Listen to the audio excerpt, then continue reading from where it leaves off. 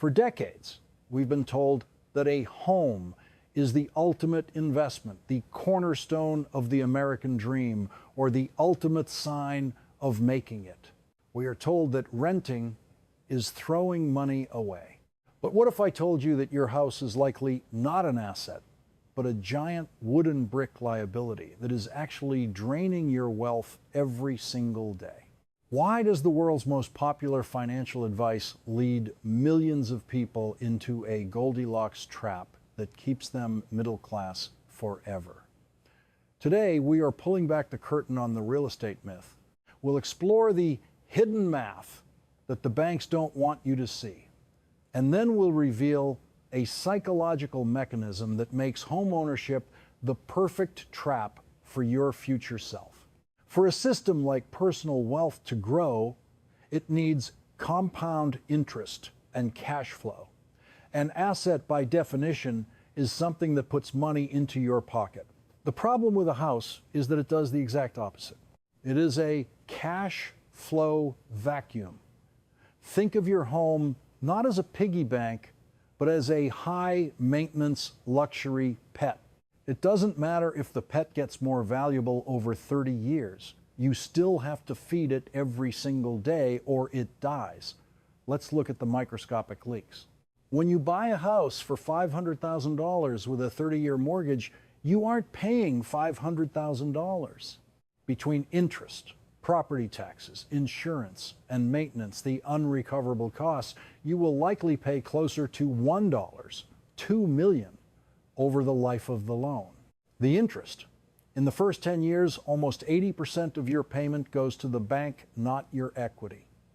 The inflation illusion. If your house price doubles in 20 years, it feels like a win.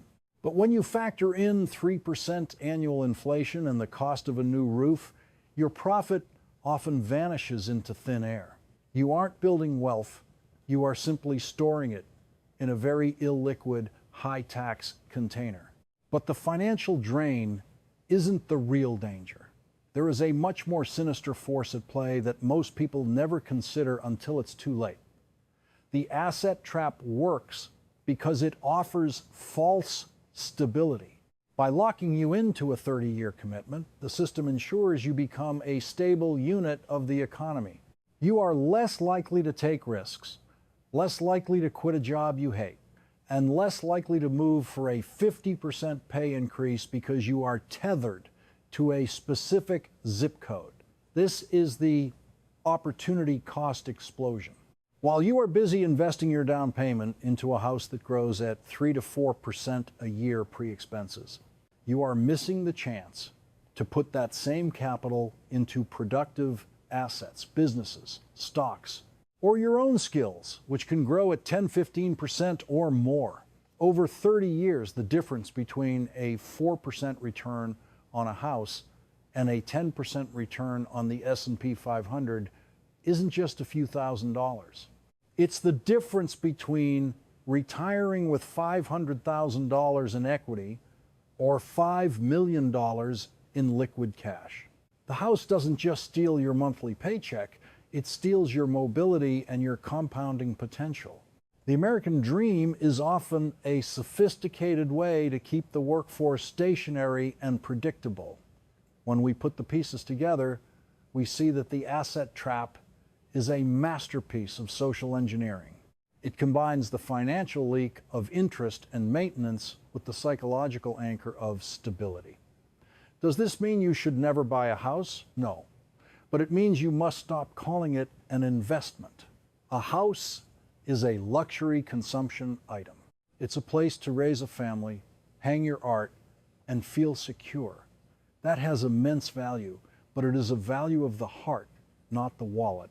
There is a profound freedom in realizing that you don't need to own a home to be wealthy.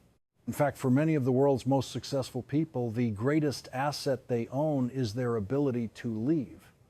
When you stop obsessing over getting on the property ladder, you free up your capital and your mind to chase opportunities that a brick-and-mortar prison could never provide. True wealth isn't about where you live. It's about how much of your time you actually own. Understanding the logic of the asset trap is the first step toward true financial literacy. It's about looking past the common wisdom and seeing the math for what it really is. If this video made you rethink your 30-year plan, or if you felt the tether of a mortgage yourself, let me know in the comments, are you team rent or team buy? Let's start a debate below. If you want more deep dives into the invisible systems that run our world, from finance to psychology, hit that subscribe button and turn on the notification bell. We're here to help you see the world as it is, not as they sell it to you. Thanks for watching, and I'll see you in the next one.